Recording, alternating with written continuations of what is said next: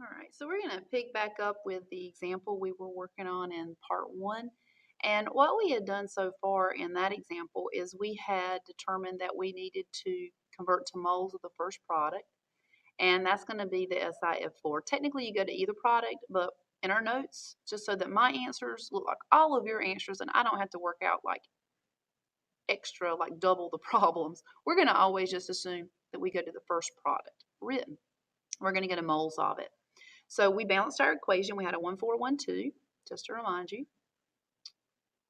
And we had started off, we said we had 2.0 grams of HF. And we were going to go to moles of SiF4. And we had established it was going to be 2 steps. And we also had, as far as our other ingredient, we have 4.5 grams of SiO2. And we're going to convert that one to moles of SiF4. This is where we left off in the last video. So we said it was a 2-step problem because grams of A to moles of B is 2 steps. And I'm showing y'all the shortest way to figure out the limiting reactant here. Technically, you could go to grams of the same product, but that would be a 3-step problem. So try to avoid that if possible. Try to show you the shortest way to do it. So we're going to just always go to moles of the first product. If you can get to moles of the first product, compare those amounts, that will give you your limiting reactant. All right, so we need grams of HF on bottom, and we need, this is our molar mass, so 1 mole of HF. So you can calculate the molar mass of HF. Hydrogen is 1.01, and the fluorine is 19.00. So that gives you 20.01 for your molar mass. So hopefully that's what you got for your molar mass. This lets grams of HF cancel. Now we need moles of HF here. Moles of SiF4 here. This is our mole ratio. This is where we are able to flip it and cross that bridge going from moles of HF to moles of SiF4. So we're going to look at our balanced equation. The SiF4 has a 1, so 1 mole of SiF4 requires 4 moles of HF. So it's a 1:4 ratio. This lets your moles of HF divide out. So we have 2 divided by 20.01 divided by 4, and we need 2 significant figures. So 0.025 is what that rounds to. Remember, leading zeros are not counted as sig figs. This is 2 sig figs in the answer. All right, likewise, we're going to do the same thing for the SiO2. We need grams of SiO2 on bottom, 1 mole of SiO2 on top. So we need to find the molar mass of the silicon dioxide. So from the periodic table, silicon is, 28.09.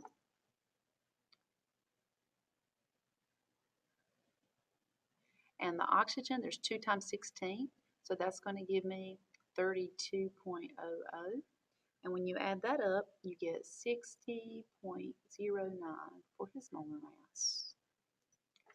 So we're going to plug that in here, 60.09. This lets grams of SiO2 cancel. All right, so mole bridge is next. So we need moles of SiO2 on bottom, and we need moles of SiF4 on top. Balanced equation, 1 SiF4 to 1 SiO2. So it's a 1:1 ratio. Plug that in. So we're going to be plugging in 4.5 divided by 60.09. And for that answer, rounded to 2 sig figs, 0.075 moles. Okay. So on our sandwich example we did on the part 1 video, remember the peanut butter ran out after we had made only 35 sandwiches. That 35 was our least amount. So that's how we knew the peanut butter was our limiting reactant. Well, when you get to this point in your calculation, whichever one makes the least amount, that's the one that's going to run out first. So the 0.025 is less than 0.075. So that means the limiting reactant is the one that only makes 0.025 moles. So that means it's the HF. So you would say the LR is HF, and the excess reactant, therefore, is the SiO2. And that would be the final part of your answer. Well, let's look at another example. Here we have an equation. You'll need to balance it. Pause the video while you balance that one and then pick up on the video after you balance it to check that. But just for time's sake, I balance this with a 1, 2, 1, 4. Hopefully that's what you got. And we're only going to do part A on this one. This says if 0.75 moles of N2H4 reacts with 0.500 moles of H2O2, these are our two reactants, these are our ingredients. This is what's actually reacting. Which is the limiting reactant, which is the excess reactant. Now remember, when you're trying to figure out your limiting reactant, you always want to go to moles of the first product. So there's two products here. The first product is the nitrogen. This is so that every one of us, always go to the same answer to get the same number. Okay, this just makes things more uniform in class. So we're going to moles of the first product. That means we're going to convert to moles of nitrogen. So let's start with our givens. So we have 0.750 mole of N2H4.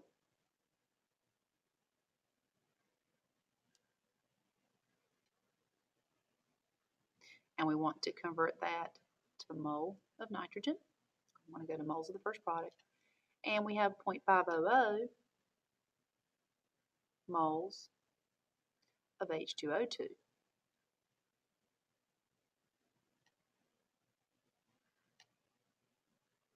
And we want to convert that to moles of nitrogen. Again, we always go to moles of the first product. Here the first product is nitrogen. All right, this is a mole of A to mole of B calculation. All right, class, how many steps is this going to take? That's right, one step. Mole to mole is one step. Now, on the last problem, this was a two-stepper because, look, we went from grams of A to moles of B. That's why that was two steps. Remember, two different units is two steps. Well, this problem, we're already at moles. Mole to mole is one step. So we just need the mole bridge. So we're going to put moles of N2H4 on bottom. And we're going to put moles of nitrogen on top. This is going to be an easy one. We have a 1 mole of nitrogen, 1 mole of N2H4, and that's going to give us 0.750 moles right back. All right, get moles of H2O2 to cancel. So put moles of H2O2 on bottom, moles of nitrogen on top. Mole bridge again. So the H2O2 has a 2 in front of it. 2 moles of H2O2 will make 1 mole of nitrogen. 0.5 divided by 2 then is going to give us 0.250 moles of nitrogen. All right, so at this point, whichever one makes the least amount, that one is your limiting reactant. So this one is the least amount. 0.25 is less than 0.75. That means the limiting reactant is the reactant that only made 0.25, so it's H2O2. The limiting reactant here is H2O2, and the excess reactant is the N2H4. There's going to be extra of that. Okay, so that's limiting reactant. That's what you do to find it. Reworking these problems is a great way to study and reinforce if you just rework the problem and then check your answers. Next class, we're going to be learning about how to take our limiting reactant and actually do something with it, which is what we're getting to. We're going to need to be able to understand the usefulness of our limiting reactant. And that usefulness has to do with we can use it to predict exactly how much product we can make and therefore our percent yield, which is what we'll be finishing up with. Okay, that's it for this second part of the lesson.